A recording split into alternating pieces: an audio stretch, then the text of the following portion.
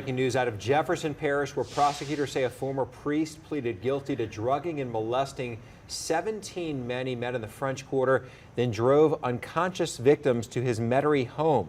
But investigators say Stephen Sauer may have more than 50 unidentified victims.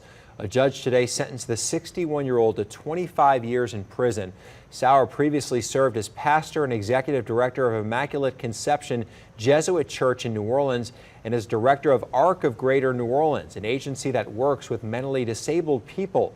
Prosecutors say he admitted to targeting men who appear to be intoxicated or in need of assistance, and in some cases drugged victims. The attacks happened between 2019 and 21. Deputies say Sauer recorded video and took photos of the men, then shared the images with others.